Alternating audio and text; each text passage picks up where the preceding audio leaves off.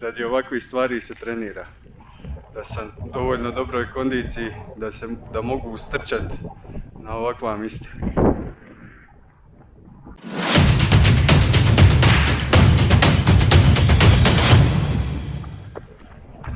Evo zadnje malo duže trčanje.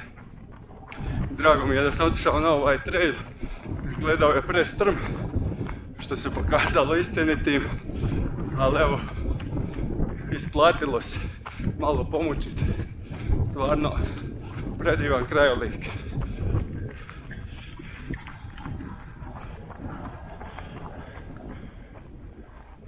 Evo ga, 2292 metra nadmorski.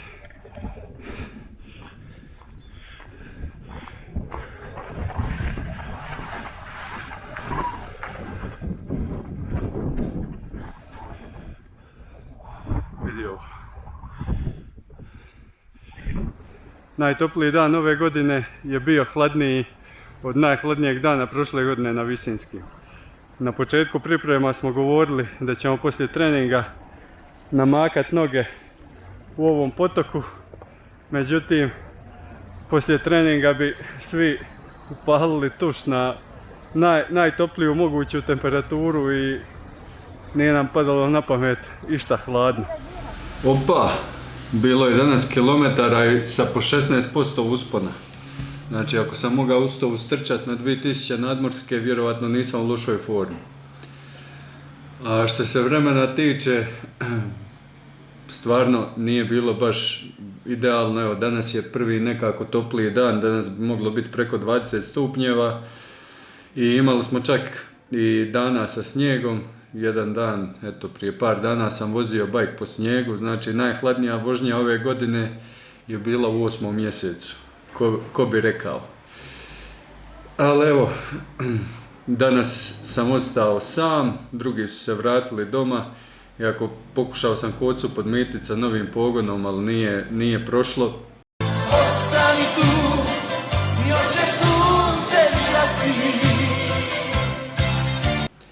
Tako da ću ova zadnja 3 dana odraditi sam i nakon toga idem u Embrun na utrku. Ništa, i dalje se treba trenirati, doduše nešto manje i nešto kraće.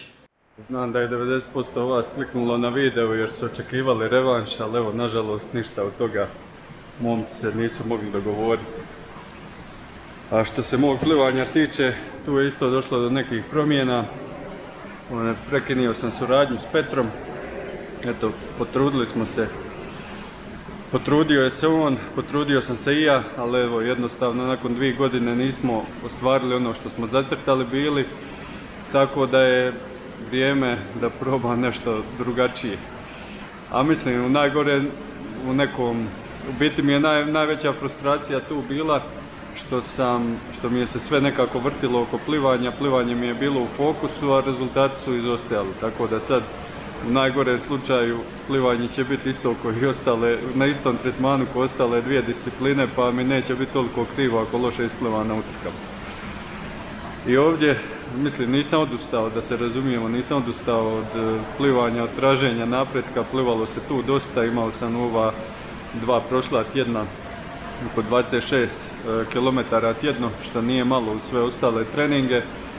Ali eto, jednostavno, plivanje u biti ne jednostavno, nego poanta je da plivanje neće imati više privilegiran tretman. Bilo je, kad smo tek došli, bilo je par dobrih treninga, ali onda su nas prebacili u ovaj bazen koji su, evo, nekad ga podijele, pa možeš birati između 25 i 50 metara, ali smo većinu treninga radili u 50 metarskom i tu su vremena, mislim, za očekivati je svakome vremena padnu u 50 metarskom, tako i nama, ali evo, u zadnjih par dana sam odradio opet par dobrih treninga, tako da sam u biti siguran da ako ništa nisam zaboravio plivati.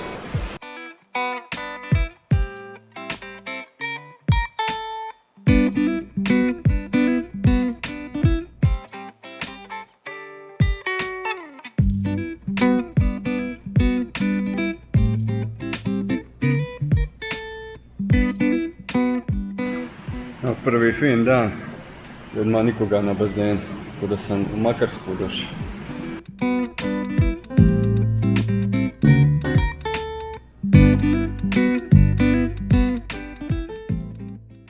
Evo 2 km, čisto da malo osjetim vodu i možda proplivam ako se počne koristiti ovim plivačkim žargonom. I evo me opet na brdu. Ovaj put sam došao autom i mislim se naravno kog vraga se ubija na treninzima kad se da i s autom. Ali dobro, tu su i utrke i evo ostalo je par dana, u biti koji je danas, možda 5-6 dana do Embruna. Vrijeme je da se pomalo reduciraju treninzi. Mislim da sam odradio dobar posao. Uradio sam što sam mogao, bilo je tu nekoliko tjedana sa preko 30 sati treninga i sve je prošlo relativno dobro. Mislim, teško da je moglo bolje.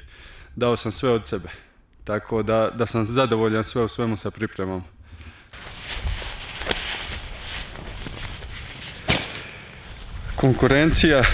Konkurencija je čini mi se nikad jača. Tu su znači u prvom redu Cameron Wurf, koje mi je ova staza ako izmišljena za njega, ali tu su još i prošlogodišnji pobjednik Heldorn i ovaj Francuz Horso koji su pobjedili Wurfa na Lanzaroteu, koji je isto dosta teška staza. Pa dalje, mislim, ta dvojica su se pojavila relativno nedavno. Heldorn je iznenadio lani je pobjedio u Embrunu, a ovaj Horso je jedan od tih mladih Francuza što su se pojavili u zadnjih par godina. Svake godine se pojave bar po dvojica, tako da su sigurno ozbiljni kandidati za pobjedu. Osim njih tu je još Kenneth van der Risch koji je pobjedio Lanzarote godinu prije, a tu su i stari poznanici Meneson koji je pobjedio 2019. te Van Looy. Ali mislim, na konkurenciju ne mogu utjecati jedino na svoje performanse.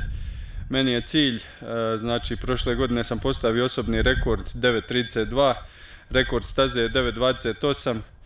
Cilj mi je ići ispod rekorda staze, mislim da to mogu. Sad, za kakvo će mjesto to biti dovoljno, to nemam pojma. Ali vidit ćemo, mislim, vremenski uvjeti za sad, prognoza mi ne ide na ruku jer prognoziraju 30 stupnjeva, evo ko što ste vidjeli, 30 stupnjeva nisam osjetio, ima više od mjesec dana. Ali šta je tu je, mislim, dao sam sve od sebe u pripremama, daću sve od sebe na utrci, tako se rješavam i nervoze jer